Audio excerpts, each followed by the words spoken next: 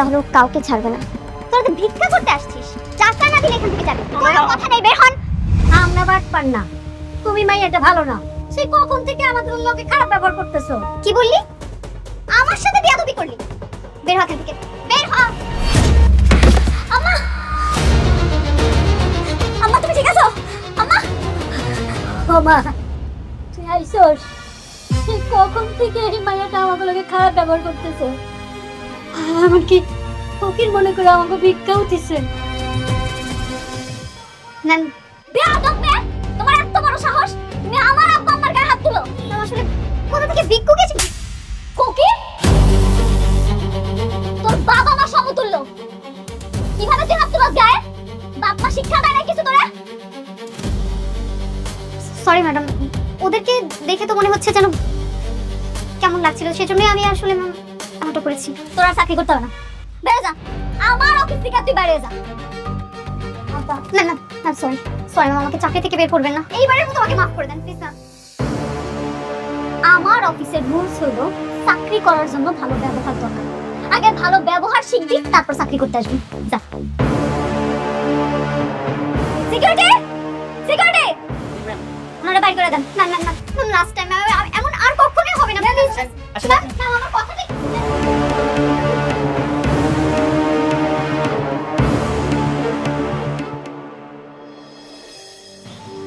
আম্মা, আব্বা, তোমরা আমারে মাফ করে দাও। আমি না সত্যি বুঝতে পারি নাই আমার অফিসে আসার পরে এরকম একটা অবস্থা তোমার দেখা লাগবে। না রে মা, আমার তো চিনতে পারে নাই, মাপ তো আর কি আছে। তারপরও সব দোষ আমারই। আচ্ছা ঠিক আছে, চলো আমরা কিছু ভাবুন। আসো।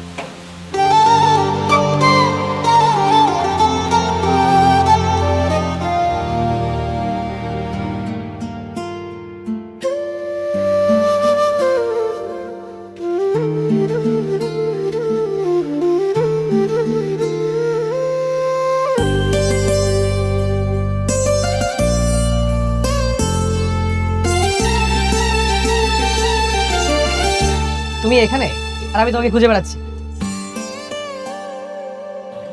তুমি এখানে কেন? তার আগে বলো, তোমার ফোনে কি হয়েছে? তোমাকে কলে পাচ্ছি না, কালকে একটু কথা হলো, তাও তুমি ঠিকভাবে কিছুই বলোনি। কি হয়েছে তোমার? কিছুই হয়নি, অনেকের জন্য খারাপ লাগছে। মেঘলা ওকে ক্ষমা করছে না দেখে সবকিছু ছেড়ে ও বস্তিতে পড়ে আছে। আবার দেখো আমার কাছেও ফিরে আসছে না। তো এটা নিয়ে রাগ করার কি আছে? তো কান্না করার কি আছে? হ্যাঁ, তুমি তো জেনে শুনে আগুনে ঝাঁপ দিয়েছিলে, তাই না? ও সরি, আমরা তো কেউ আগে থেকে জানতাম না যে অনেক আগে একটা বিয়ে করেছে। আমি এখন কি করবো? আমি কিচ্ছু বুঝতে পারছি না। না পারছি ওকে ছাড়তে, না পারছি আগলে রাখতে। এই দুটোর মাঝখানে না আমি একটু পুরো ছাই হয়ে যাচ্ছি। একটা কথা বলবো? বলো।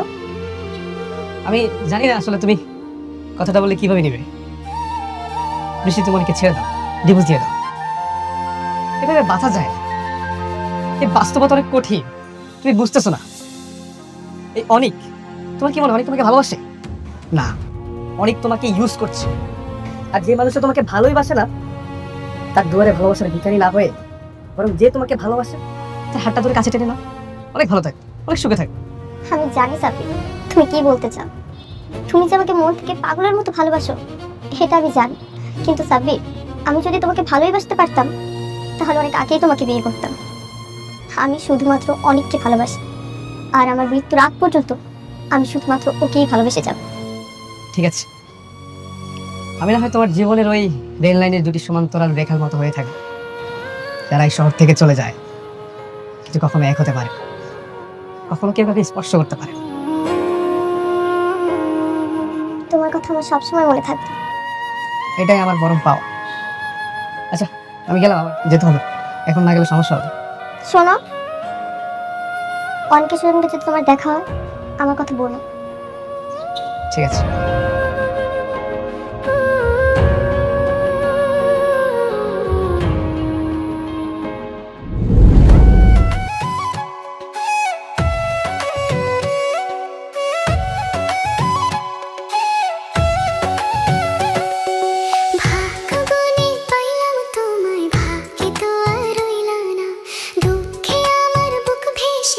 সুখের দেখা হইল না, তবু আমি তোমার আশা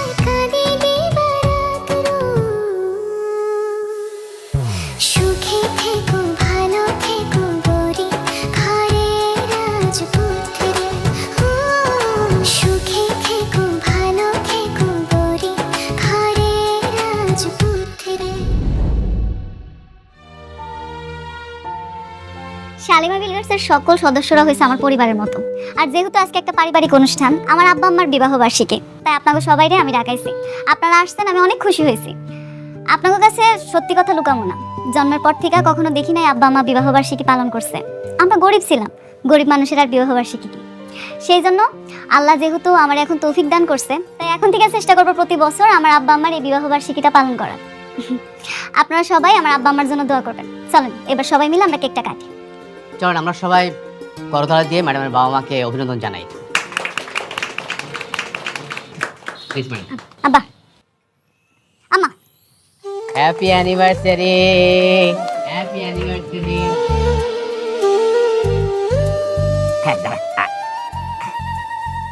আরে অনিক সাহেব, আরে আসেন আসেন, আমার সাথে জয়েন করেন। আজকে আমার ম্যাডামের বাবা মায়ের বিবাহ বার্ষিকী। Happy anniversary. Thank you manager uncle, madam. আপনারা তো আমি কইছিলাম এটা একটা পারিবারিক অনুষ্ঠান। শালিমা বিলিয়ার্সের প্রত্যেকটা সদস্য আমার পরিবার। আমার আব্বা আম্মার এত বড় একটা দিনে আপনি বাইরের মানুষে কেমনে আমন্ত্রণ করলেন, একটা বড় জিজ্ঞেসও করলেন না? ম্যাডাম, আজকের দিনটা আমরা রাগারাগি না করি, আর আজকের আনন্দের দিনে আমরা ওই বিষয়টা নিয়ে আলোচনা না করি, সেটাই বোধহয় ভালো হয়। আমি তোমার পরিবার না, তাই না? অথচ একটা সময় ছিল যখন আমিই ছিলাম তোমার সবচেয়ে আপন মানুষ। তুমি সবার সামনে আমাকে অপমান করলে বাইরের মানুষ বলে, আর আমি তোমার জন্য যত্ন করে নিজে হাতে রান্না করে নিয়ে এসেছি তোমার পছন্দের খাবার, ডিম ভুনা। তোমাকে আমার পরিবার মনে করে, আর তুমি সবার সামনে বললে আমি তোমার পরিবার না। আমি জানি আমি ভুল করেছি, সেটার মাসুল তো আমি দিচ্ছি। তোমার পিছে পিছে আসতেছি, আমি এতটাই খারাপ হয়ে গেছি, আমাকে ক্ষমা করা যাচ্ছে না। মেঘলা, আমি কখনোই তোমার কাছে এটা আশা করিনি। বাবা, তুমি কিছু মনে করো না, মারে রাগারাগি করিস না। হ্যাঁ, আরে ও তো আমাকে আপনই ছিল, তারপরে ভুল করছে, ভুলের জন্য তো ক্ষমাও চাইছে। থাক, আজকের দিনটা অন্তত থাক। বাবা আসো, কেক খাও, আসো আসো। আব্বা, কারে কেক খাওয়াইতেছো তুমি? ওরে আব্বা, তুমি কি সব ভুলে গেছো? তুমি ভুলে যাইতে পারো, আমি কিচ্ছু ভুলিনি। আমি ওরে ক্ষমা করি না। আজকে এত বড় একটা অনুষ্ঠান, আমি কত আশা কইরা সব আয়োজন করছি, চাইছিলাম তোমরা নিয়ে ধুমধাম করে অনুষ্ঠানটা পালন করি। তোমরা আমার ভালো লাগে না? না, ওরে কেক খাওয়াইতে মন চায়? ওরে কেক খাওয়াবো তো? খাওয়া, তোমরা ওরে কেক খাও, আমি চলে যেতেছি। খাওয়া। তোমার এখান থেকে যেতে হবে, এটা তো তোমার পরিবার, আমি তো বাইরের মানুষ। এখানে এসে আমি বিরক্ত করলাম। তোমার জন্য খুব যত্ন সহকারে তোমার পছন্দের খাবারটা রান্না করে নিয়ে এসেছিলাম। যদি ইচ্ছে হয় খেয়ে নিও।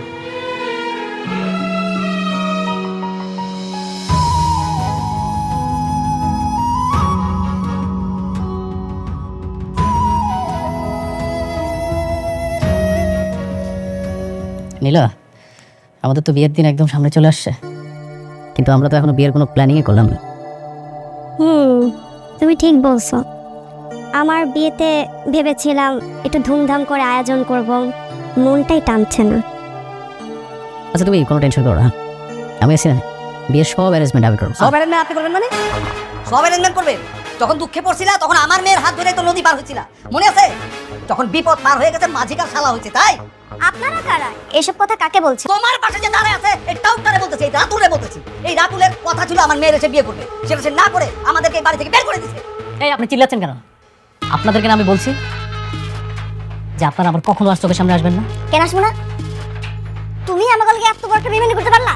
আর তোমার কথা মতো আমাকে আত্মীয় অনেক অনেকের সাথে বেইমানি করছি, আর সে তুমি তুমি আমাকে রাস্তা ছেড়ে মারলা। শুনেন, আপনাদের কপাল ভালো যে আমি আপনাদেরকে পুলিশে দেয় নাই। যারা নিজের আত্মীয়র সাথে বেইমানি করতে পারে না, তারা আমার সাথে বেইমানি করবে না, তার কোনো গ্যারান্টি আছে? রাতুল, তুমি নাকি এই মেয়েকে বিয়ে করতে যাচ্ছ? হ্যাঁ। তাহলে সেদিন যে আমাকে নিয়ে বস্তিতে গিয়েছিলে, আমাকে কথা দিয়েছিলে অনেকের নামে মিথ্যা অপবাদ ছড়ালেন তুমি আমাকে বিয়ে করবে, তাহলে এখন এই মেয়ে? রাতুল, তুমি এই মেয়েকে নিয়ে সেদিন বস্তিতে গিয়েছিলে? কি বলে এসব? আরে বেবি বুঝো না, আমি তো অনেককে ফাঁসানোর জন্য ওকে ব্যবহার করেছিলাম। ও তো একটা নষ্ট মেয়ে। এই আপনারা তো আচ্ছা নিমো খারাম। অনেক যখন আপনাদেরকে বাসা থেকে বের করে দিয়েছিল, তখন আমি রাতুল রাজ আপনাদেরকে আশ্রয় দিয়েছিলাম, ভুলে গেছেন? আমি অত কথা জানি না, তুমি আমার মেয়েকে বিয়ে করবে কিনা সেটা বলো। প্রশ্নই আসে না। দেখো রাতুল, আমার কথাটা শোনো। সবাই জানে যে আমার মেয়েকে তুমি বিয়ে করতে যাচ্ছ। এখন যদি তুমি আমার মেয়েকে বিয়ে না করে অন্য আরেকটা মেয়েকে বিয়ে করো, সমাজে আমি মুখ কি করে দেখো? তুমি আমার মেয়েটার জীবন এইভাবে নষ্ট করে দিতে পারো না। আমার মেয়েটার জীবন নষ্ট তো করছোই, কদিন পর তো এই মেয়েটার জীবন তুমি নষ্ট করবা। আমাকে নিয়ে আপনাদের ভাবতে হবে না। আপনারা এক্ষুনি আমার বাসা থেকে বের হয়ে যাবেন, না হলে না হলে ঘাট ধাক্কা দিয়ে বের করে দেবো। না, যাবো না। আমার মেয়ের সাথে তোমার বিয়ে হইব, তারপর আমরা এখান থেকে যাবো। তুমি আমাকে ঘাট ধাক্কা দিয়ে বাড়ি থেকে বের করে দেবে? হ্যাঁ, আমি বুঝতে পারছি আপনারা আসলে ভালো কথার মানুষ না, আপনাদেরকে কাজের প্রমাণ দিতে হবে।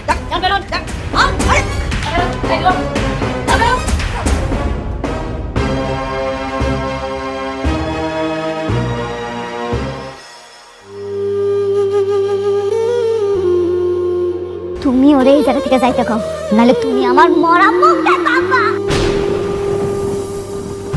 আমি ওর সাথে আর কোনো কথা বলতে চাইতেছি না। তুমি আরে সুন্দর করে বুঝে বিদায় করে দাও।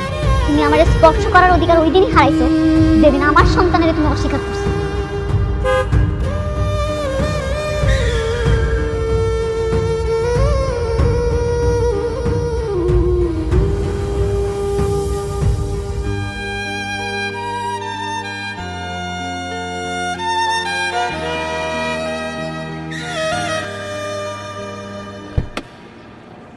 অনেক কি হয়েছে তোমার?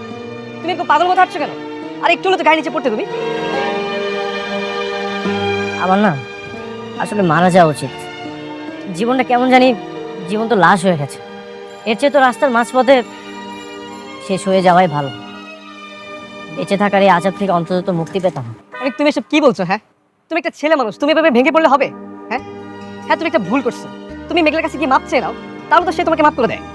মাফ মাফ করে দিলেই কি আর আমাদের সন্তান ফিরে আসবে? ফিরে আসবে না। মেঘলার চোখে ঘৃণা মুছে যাবে? মেঘলা এখন আর আমাকে মানুষ মনে করে না। ও এখন যেটা মনে করে জন্তু জানো।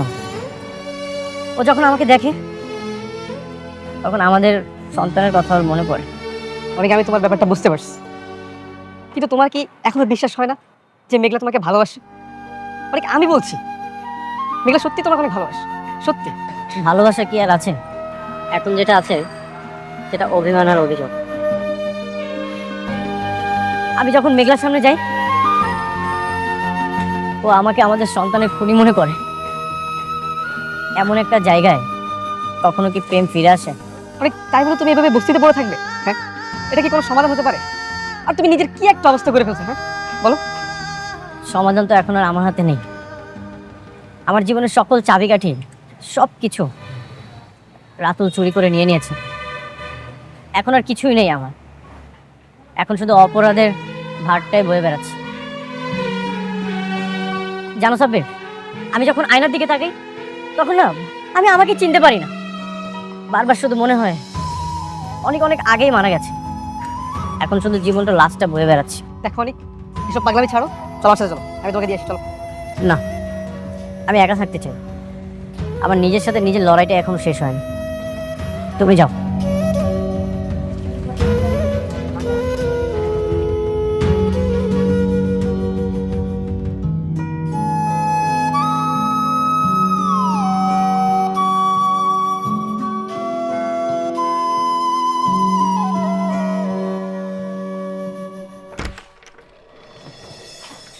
ম্যাডাম উনি আসছেন।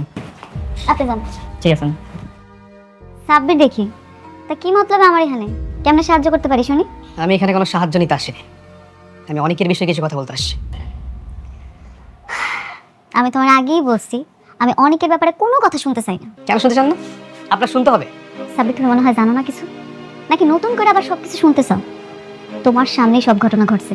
তুমি কি জানো না, দিনের পর দিন অনেক আমার অপমান করছে, আমার সন্তানটারে স্বীকৃতি দেয় নাই। আমার সন্তানটা মৃত্যুর পিছনে শুধুমাত্র ওই দেয়। আমার জীবনটা ছারখার করে ফেলেছে, তারপর আবার জিজ্ঞেস করতেছো কেন ওর কথা শুনতে চাই না আমি? হ্যাঁ আমি জানি, আমি সব কিছুই জানি, কিন্তু আপনি একটা বার চিন্তা করেন তো, একটু অনেকের জায়গায় এসে চিন্তা করেন না? একটা ছেলে যখন ডাক্তারের কাছে গিয়ে ডিএনএ টেস্ট করে দেখবে তার স্ত্রীর যে সন্তান সেটা তার না, তখন তার মানসিক অবস্থাটা কেমন হতে পারে একটু চিন্তা করে দেখেন না। পৃথিবীর কোন ছেলেটা তার ওয়াইফকে অস্বীকার করবে না? এই যে আমি হলে কি করতাম? আমি অস্বীকার করতাম না? না, অস্বীকার করতে না। কেন করতে না জানো? কারণ তুমি বিশ্বাস করতা। অনেকের বিশ্বাস করানোর দরকার আছিল যে আমি অনেকের পাগলের মতো ভালোবাসি। আমি এত খারাপ মাইয়া না যে অনেকের ছাড়া অন্য কোথাও যাবো। অবিশ্বাস। আর অনেকে আপনাকে অনেক বিশ্বাস করতো, কিন্তু ঝামেলাটা তো করছে ওই রাতুল। রাতুল যদি টাকা দিয়ে রিপোর্ট চেঞ্জ না করতো তাহলে আপনাদের দুজনের এই পরিণতি হতো না। আরে রাতুল রিপোর্ট চেঞ্জ করে ফেলাইছে, এই জন্য সবকিছু হয়েছে। কেন অনেক পারতো না? দুনিয়াতে কি সব ডাক্তার মরে গেছে? অনেক পারতো না অন্য জায়গায় টেস্ট করাইতে? করায় নাই। অনেক আমারে অবিশ্বাস করছে। আপনি সেই বারবার একই বিষয় নিয়ে তর্ক করছেন। শুনুন, আমি আপনাকে একটা কথা বলি, আপনাদের সন্তানের মৃত্যুর জন্য আপনি আর অনেক দুজনই দায়ী। মানে আপনি সাবধান হননি। আপনার গর্ভের সন্তান ছিল, আপনার উচিত ছিল তখন আপনার এই বাড়িতে চলে আসা, কিন্তু আপনি আসেননি। আপনি অবহেলা করছেন। আপনার এই অবহেলার কারণে আপনার সন্তান রাস্তায় অ্যাম্বুলেন্স হয়ে মারা গেছে। আসলে অনেকে আপনাকে অনেক ভালোবাসে বলে সেই বস্তিতে গিয়ে পড়ে আছে। আরে বৃষ্টি তাকে বারবার নেওয়ার জন্য চেষ্টা করছে, কিন্তু সে যাচ্ছে না। কেন যাচ্ছে না? আপনার জন্য। আর সে আপনি তাকে বারবার দূরে ঠেলে দিচ্ছেন। কেন? আমি কি নিষেধ করছি? না, আমি এখন পথের কাটা হইয়া দাঁড়াইছি। অনেক কেন জানা বৃষ্টির কাছে যা, আমি তো বাধা দিতেছি না। আর অনেক যদি যেত তাহলে সে অনেক আগে চলে যেত, কারণ সে আপনাকে ভালোবাসে। ও, আপনাকে তো বলা হয়নি, আজকে আমি অনেকে যে অবস্থা দেখছি, আমার মনে হয় না বেচারা আর বেশি দিন বাঁচবে। কি? কেন?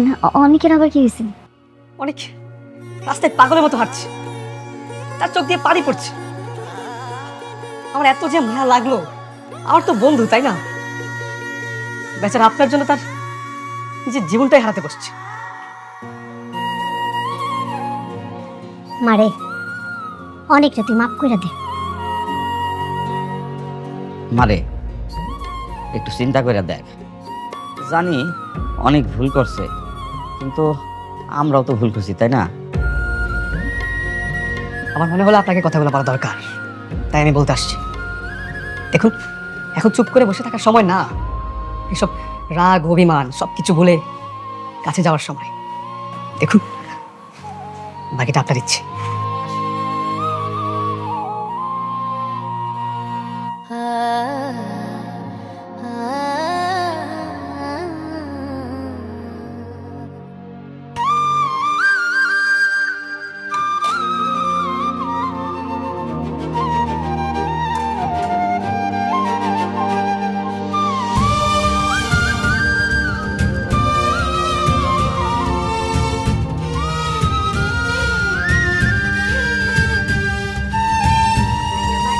তুমি এখানে কেন আবার আসছো? তোমাকে কেন বলছি এই বস্তিতে আর কখনো আসবে না? কেন আসবো না? তুমি আমার হাজবেন্ড, তোমার উপর আমার অধিকার আছে। আমি এখানে বারবার আসবো। কেন বুঝতে পারছো না? আমার এই জীবনটা এখন অন্যরকম হয়ে গেছে। এই জীবনে আমি কোনোভাবে তোমাকে জড়াতে চাই না। চাও না মানে? আমি কই যাব? আমি তোমাকে ছাড়া কোথাও যাব না। একটা কথা বলবো? বলো। তুমি আমাকে ডিভোর্স দিয়ে দাও।